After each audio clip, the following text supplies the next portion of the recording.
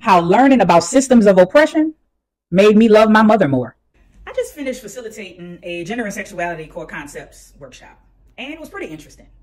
One of the participants said something pretty interesting. She said, I have a gay cousin, but my gay cousin is not my patient. My gay cousin is not pregnant. One thing is business and the other thing is my family.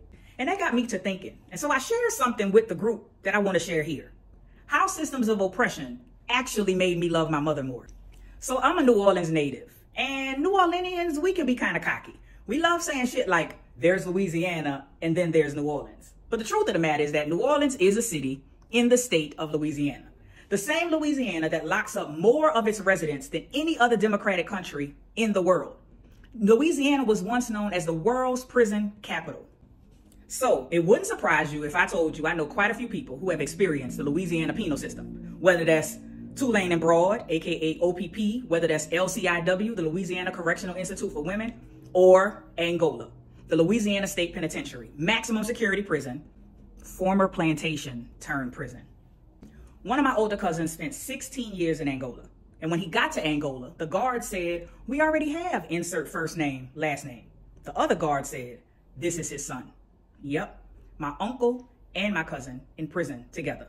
Then his baby brother has spent time in prisons and jails across Louisiana and Texas. And my aunt, their mother, who now lives with dementia, has buried every child she's ever given birth to. One cousin passed away at 38, and his baby brother passed away 5 days before his 41st birthday. Even my own father has spent time in jail. I found a letter that he wrote to my mama from jail.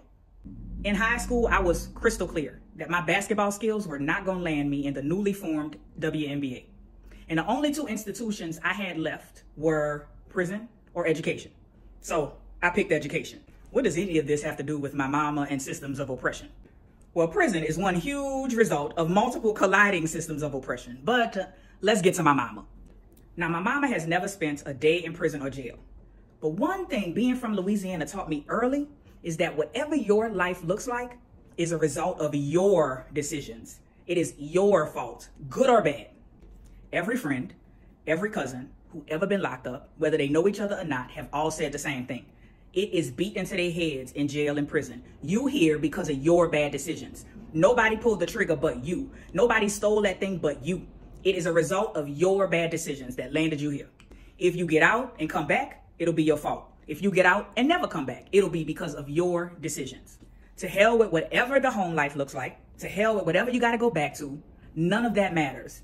Everything your life looks like is because of your decisions. It also made it very easy to judge people. And the main person I vomited this perspective on was the person closest to me. You guessed it, my mama. I created this narrative that her emotional unavailability is because she chooses not to be available. I created this narrative that she don't want to answer questions about my daddy and don't want to answer questions that pretty much require any level of vulnerability because she chooses not to. After all, our lives are our decisions, right? Wrong. Insert me learning about systems of oppression, stage left. I remember where I was when I first heard the term systems of oppression. Freshman year, Spelman College, African diaspora in the world.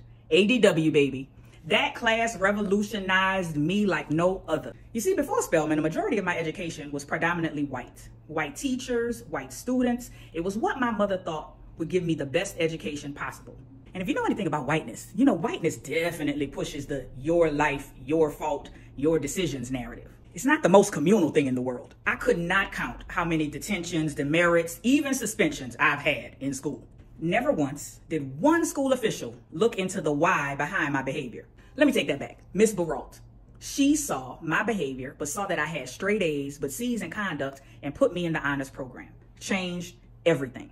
Now, when I learned about systems of oppression, my world opened up.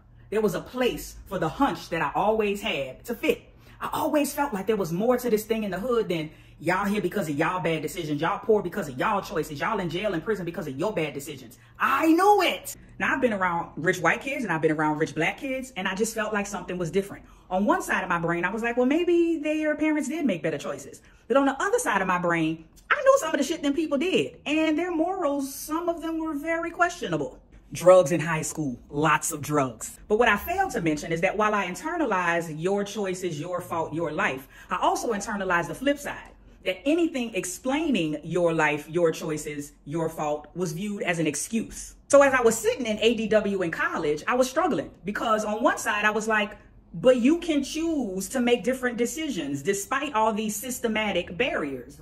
ADW is a year-long course, and thank God it is. Because if it had only been a semester class, I would have been jacked up in my ideology. By it being a year-long class, it gave me time to go home, to have breaks, to talk to my mama. So my question shifted with my mama. It went from, so mama, tell me about my daddy, to, Mom, what was your experience like being married? And Ma, why did y'all get divorced? Or Mama, what was grandma like when you were a kid? And it was then that I learned, one, yes, my mama is kind of closed off. Scorpios. But my mama loves telling stories. And baby, if you know Patricia, sister girl can tell a story. So maybe she's less closed off and more doesn't like being mollywopped with questions. Maybe she likes being asked about her experiences versus feeling like you're attacking her decisions. Because after all, our decisions have been attacked enough. And two, it's true, our decisions are ours to make. We control them, we can control our responses, but it's also true that just because you have the same decisions doesn't mean you have the same quality of decisions. 5 decisions dipped in shit is not the same as 5 decisions dipped in gold. So when my mama would say stuff like, well, Shoni, your cousin got locked up because he made a certain decision, I got to say, but why does Louisiana lock up the most people but don't have the highest crime rate? Or Mama, you don't think it's strange that Angola used to be a plantation? Because my mom is also an HBCU graduate, she was more likely to entertain me on these kind of topics than emotions. Boomers. A huge pivotal part for me with my mom, I remember like it was yesterday. It was when I started inserting my mother into Black history. You see, my mama was 8 years old when Brown versus Board passed the Supreme Court. And she talks about around 4th grade, her teachers went from all Black to some white folk. So I was able to say something like, oh, that's because they fired all them Black teachers with Brown versus Board.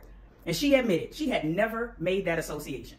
My mama is still mad at her grandmother because she wouldn't let her go to the March on Washington because my mama was still 17 and wasn't yet 18. We got to have conversations about how she was 19 years old when the Voting Rights Act passed, or how she was 28 years old when the Equal Credit Opportunity Act passed and she could get a credit card. I'm telling you, this lady is walking Black history. But it also got me to thinking, damn, my mama done lived through a lot of systems of oppression. But it also got me to thinking, how different would she be if she could have always voted, if she could have always had a credit card, or if she didn't live through Brown versus Board? Or how would she be different if different systems had collided and she married a different man? Or better yet, what if my father had different experiences and lived in a world that validated him as a whole person, which would have given him better tools to be a better husband, and my mama better tools to be a better wife? My mama began to shift right in front of my eyes. Because the truth of the matter is that children up until a certain point see their parents as solely parents.